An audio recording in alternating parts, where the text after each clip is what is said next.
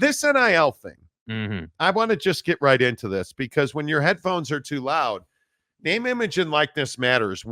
So we told you over the last couple of weeks that this judge in Tennessee was looking at putting in an injunction that would prevent the NCAA, from enforcing NIL regulations. And one of the things that I find so interesting about this is, who is the NCAA? I think this is a really important part of this conversation because so many people are going to tell you that the NCAA is this dastardly bunch of pricks who just try to keep money from the kids. Truth. Absolutely. But it's also made up of all of the member institutions. And as we talk about this injunction, I want you to remember who put these NIL regulations in place. It was not some old white hair who knows nothing about college or college athletics.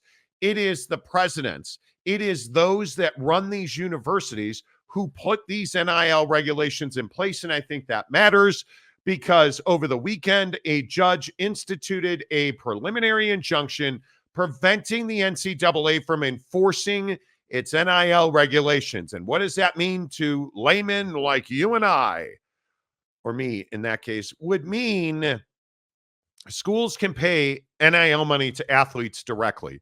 Jake, is that good or bad for college athletics? Well, I think for the player or the kid, it's good. Obviously, you want them to be able to make as much money as possible. But I think it's what you always say. There's unintended consequences of these things. And we don't know what those are. That's the scary version, right? Like the scary version is, hey, what happens when schools start competing for players? Because obviously the player is just going to go where they can make the most money, provided that where they're going has some opportunity to win. Because I'm still a big believer in that. If you're some small school and you have donors, SMU, I don't think that you're just going to go out and get all the best talent because you can pay kids, right? You still got to be able to win a little bit. You still got to be able to be at least somewhat in the conversation. But if a kid can go to a school that's got a really good TV partnership opportunity where they can be seen and scouted and their family can watch and they can, have a chance to win some games and they can make a boatload of money, they're going to go to that school. So I think for the kid, it's a really good thing. But I think for the business of college football, I think it potentially could be a really bad thing. You look at all these coaches leaving for the NFL, head coaches going to take coordinator jobs in the NFL because they don't want to deal with this type of thing. You think it's going to get any better than it is now? Because I'm telling you, it's going to get worse. It's going to get worse. There's going to be more issues that pop up from this because what everyone thinks is, oh, well, you can't get in trouble for talking to a kid now, or you can't, you can just because you can pay kids directly now. So nobody's going to get in trouble for illegal conversations or illegal payments or whatever the case may be. And I'm telling you, all that stuff is still in place. We've just made it a little bit easier for schools to compete for these kids now. We don't have to play the runaround of agents and all this nonsense. So to me, yeah, I think it's good for the kid. I think it's really good for the kid. I think it's probably not great for college athletics on the whole.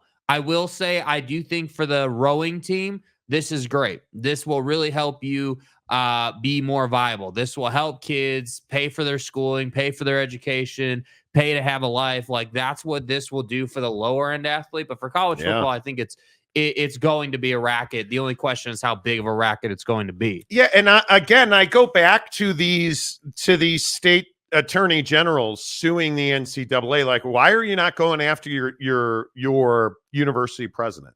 Why are you not going after your athletic director? Because those are the ones that put these rules in place. But I think now it's hard to argue that NIL is good for college sports. Is it good for the kid? Yeah, it's good for the kid.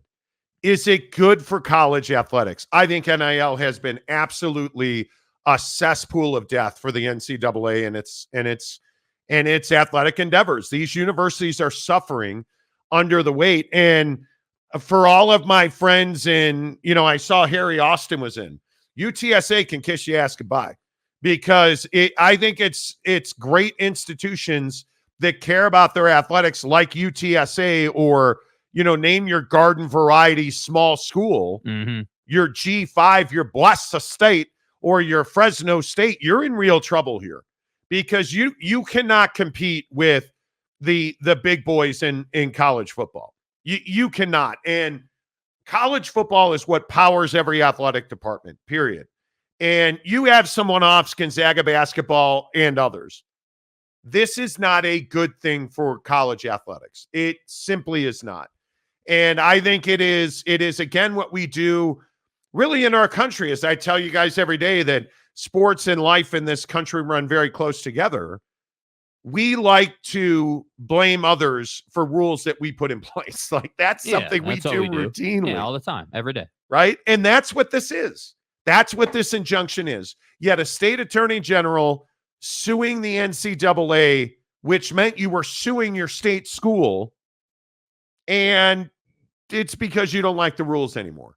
And I don't know how to fix it. Well, and I think when you look at all this change in the college football playoff format and like where that's headed, I think it is directly connected to NIL in terms of the health of the sport. Like I think about the UTSAs and like that level of school, like that level of school is not going to have a war chest to go out and get the best players. And obviously with recruiting, like of course, you know, UTSA was never going to compete with Power 5 programs or whatever, but I think that what you have to understand is that these schools have to have a way to make enough money to survive every year. Because again, these schools don't run on huge surpluses or like, you know, like massive margins. Like these schools are running on really tight margins. They find a way to make it work every year. And their hope is that they're profitable to some degree. Yes. That's what they're trying to do. So to me, that's why I like in my mind, my opinion is I think that this is why you need a tiered system in college football specifically, so that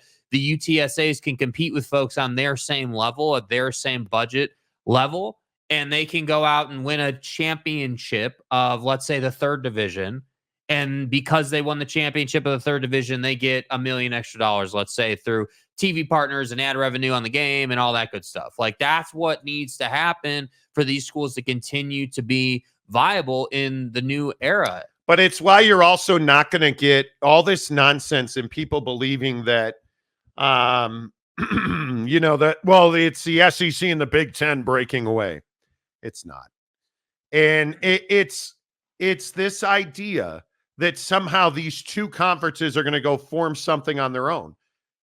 I wish people would take a minute and practically apply that belief system. Because you look at this statement from this judge. The NCAA's prohibition likely violates antitrust laws.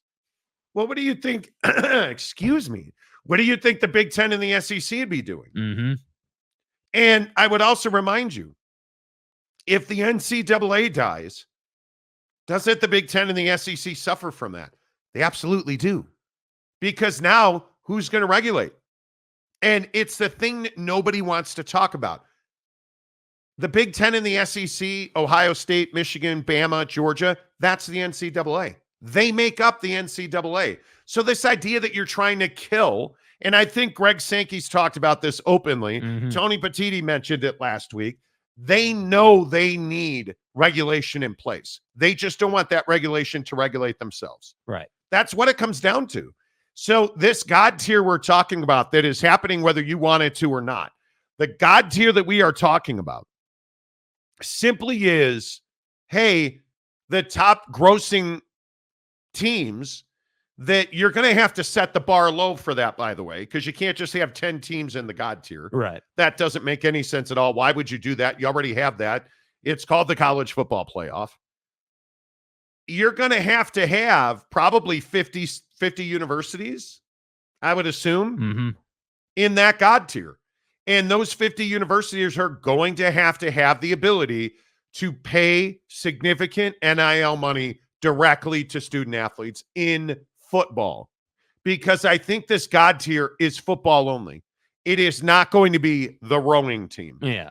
It's not going to be basketball. It is going to be football, God tier, and you're going to have like 50 universities in that God tier. Well, I think what's really interesting too is if you think about like how the secondary schools would get into the God tier. Like if you think about, whatever school you want to use, let's say, whatever, Louisville, let's say, or something. If Louisville is a top team in the second tier, how did they get into the God tier through performance on the field? And then B, if they were able to achieve that, how long do they get to stay in the God tier? Because I think that's another big question when you talk about regulating this tiered system. Like, obviously, the UTSAs of the world are going to have real trouble getting up to the God tier. But if they could get into the second tier for 3 years, let's say, I think of it much like I think about like the PGA Tour, right? You go out and you win an event, and now you're exempt for like 3 years, and you can play all the greatest events and majors, and all that good stuff. Like, I think that part of the conversation for schools is going to be really interesting because, again, the top schools won't have to worry about that. The A1s won't have to ever worry about that. But I think you have to provide an incentive system along with this so that schools can say, okay, yeah, sure, we may not have a war chest to go get the best players, but if we can get a really good coach and we can develop our players at a high level, and then we can have 1 or 2 good years that give us 3 or 4 years at the next earning level, that's going to be huge for us. But we also need to stop pretending that this is just about paying players, because it's not. I mean, players in college football, whether we want to believe it or not, have been getting paid for generations. It's not a matter of, hey, we're doing this so that we can, legalize directly paying players. That's part of it. That's certainly a direct result of it. This is 100% about these universities making more money. That's what the Big Ten God tier thing's all about in the beginning. Mm-hmm. The Big Ten and the SEC, what did they get out of threats of a God tier? They're going to get more revenue, and they're going to get more slots in the college football playoff, which is how they're going to get more revenue. That's all this ever was about. It's not this NIL and all these smoke screens that we're worried about the betterment of our student athletes. No, you're not. No, you're worried about bullshit. You're worried about making more money. You're worried about building better stadiums. You're worried about having better TV contracts. You're worried about better commercial partnerships. That's what this is all about. And I don't know that any other ruling, this injunction, I think perfectly spells out, because will the NCAA fight this injunction? Why would you? Yeah. Why would you? Why would you fight this injunction? You wouldn't. It's a waste of resources, number one. And number two, I think probably 6 out of 10 universities are on board paying players directly. And those 6 out of 10, that's who's going to be in the God tier. Well, and I think that, if you're not on board, you're going against the grain. I think that the percentage of schools in favor of this is too high at this point to be the school that's like, yeah, this is dumb. This is not a good idea. When we all realize what we've wanted for a decade is to be able to pay players and do it in a way that's legal and works for everybody. And that's what this is. It's legal. It works. And hey, if you're not a school that can afford it, that's just what it is. That's unfortunately the United States of America. That's how it works in our country. If it's not oh man, it's wrong because buddy over here can afford it, and you can't. That's never been how it works. So that's why I say this system is in alignment with our culture in this country, and that's why I think it's widely accepted, because it's about, hey, make more money, incentivize schools to do well, and who does well is in the God tier, and if you're not, you're not, and it's that simple. Yeah, I just don't know. I don't know how you fix it. I don't know how you fix it. And again, these unintended consequences I always talk about. As soon as you introduce name, image, and likeness, and people jumped up and down and got excited about it, this is where you knew it was going. Well, and people are going to be all pissed off when all the big schools get all the players. That's going to happen. Like, it's already happening. G5 players. What G5 All-American isn't talking to major Division I programs? Because if you're an elite player at a G5 university, if you're the best football player at Fresno State, if you're the best football player at Boise State program, you're going to naturally look at going to a P4. Why wouldn't you? The money's better, because now it is about a paycheck for the player. At the player level, this is certainly all about making more money. Yeah. Right? Like, I think the Johnny Manziel interview last week talking about how much money he made, I think that's absolutely what this is about. I don't think there's any doubt about it. And if you didn't see the I think it was Shannon Sharp, Johnny Manziel interview, you should go watch it, because it's Dude, what Johnny Manziel said in that interview is what we already all knew was happening. And I think when you're paying players directly now, it's less about education, which is why I'm curious. Do we see an education piece in these NIL deals where for the rest of their life, if they want to get an education? Because now the other unintended consequence here is negotiation. What do you want to negotiate? Hey, I want to go to the University of Utah and I want you to pay me $2 million a year to be your quarterback. And I want free pizza from the pie 3 times a week, every week. Mm-hmm. I want the nicest condo. I want a lease from X car dealership. I want a Mercedes-Benz G-Class lease. Yeah. That's what you're going to start getting. Well, I mean, look at Carson Beck at Georgia, right? Posting about how he got a Lambo, right? I mean, we've seen the stuff with Shedeur Sanders. Like, I mean, it's not, dudes aren't trying to hide from it. I think why would you be hiding from it? I think the critics of NIL are going to say, well, kids could be in danger with all this money. Well, I got news for you, dude. People want those problems. Right? I'd rather have the kid in danger with the money than without it. Yeah. So right? I mean, I think that's just the nature of the beast here. And I think that, you know, again, if you're a fan of a school that hasn't been winning, that's on them, dude. That's why I always say, like, no matter what the situation is, what do we notice? A common trend. The schools who win and do well on the field somehow always find the light at the end of the tunnel and are in a better spot. Yeah. And that's how it works. Yeah, I don't pretend to like this. I think it is the absolute dawn of something very different in college athletics that's not college athletics. And again, maybe I'm super naive and I just believe that, you know, kids cared about getting an education. Clearly they did not. But I look at it now they don't even have to pretend to care because it's not going to be about that. And I think these negotiations, and when you start hearing about what kids are getting, and if you're going to get upset about that, go talk to your school president. They're the ones that make up the NCAA. And I know I keep saying that, but I go back to this idea where everybody's like, well, God tier's coming, the NCAA is going away. Why would you shut your own company down? Because you're now making the money that you said you wanted to be making. We were saying and hey, listen, if you don't want to do grant of rights and everybody wants to be Notre Dame's TV setup, go get that TV setup. But remember this day. What is February 26th? We talked about this.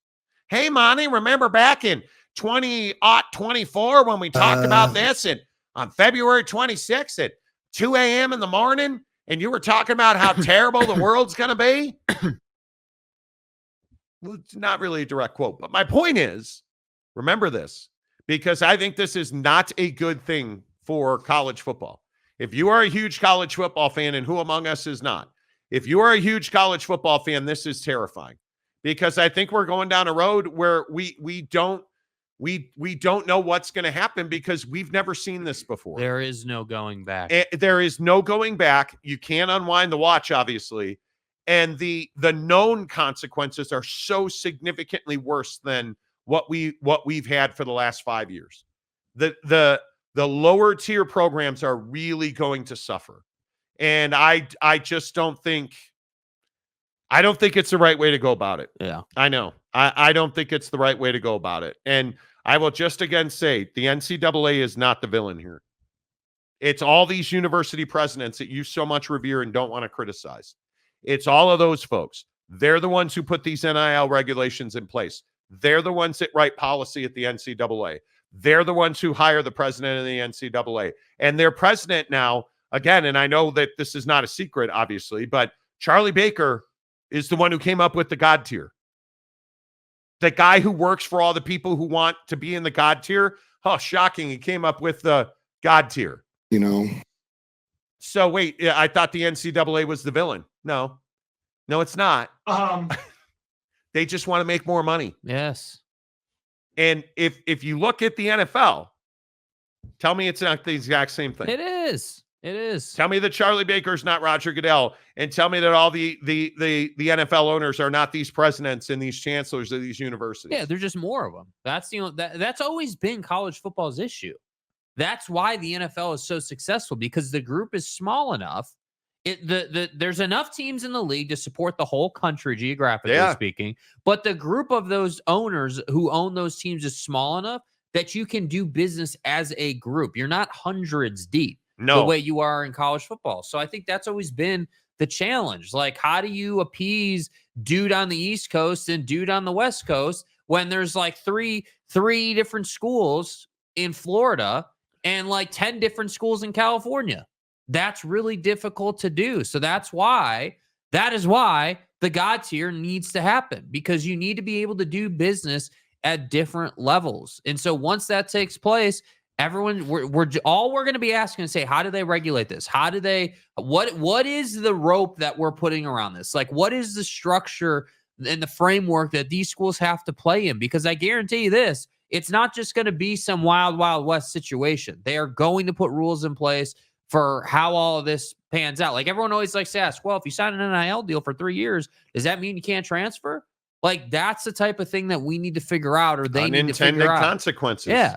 Yeah. And again, I just say, we're going to put new rules in place until an attorney general sues because they don't like the way the rules are being applied to their university. Yeah. Yeah. That's all it is. It's what Florida State's doing. It's what every time something like this happens, there's unintended consequences. Consequences in shite. In water ice. Yeah. All right. The Monty Show, presented by our good friends at Big O Tire. They always deliver the comment section. I'm sure the comment section is going to be wild today. It is presented by Big O Tires in American Fork. Hi, my name is Ryan at Big O Tires in American Fork. We're sponsoring Jake Retzlaff right now with the interview at the Monty Show. Filters, struts, shocks, brakes, lifts. You need to replace your motor, transmission, anything you need in your car, we do here at Big O Tires in American Fork. We offer 12 months no interest financing, and we make sure you get taken care of. Whether you're a BYU fan or not, we will take care of you. If you have any questions, once again, my name is Ryan. Give me a call at 801-756-6000. We'll give you all your quotes and needs. We can do it over the phone, and we do price match guarantees, so give us a call and let us earn your business. Even if you're not a BYU fan. I love he threw that in there. Well, even if you're not a BYU fan, I mean, everybody's a BYU fan, but even if you're not, Big O Tires in American Fork. Beautiful store, by the way. You were telling me Jake was down in the AF. Yes, recently renovated his store, improved his tire stock by 30%. So they now carry more tires than they were able to. And I got to tell you, the new layout is fantastic. It will be completed. All the T's crossed, the I's dotted. Apparently, this coming Saturday. Is there T's and I's in Big O Tires? T-I-R. Anyway, my point is Michelin Cross Climate 2s. Yeah.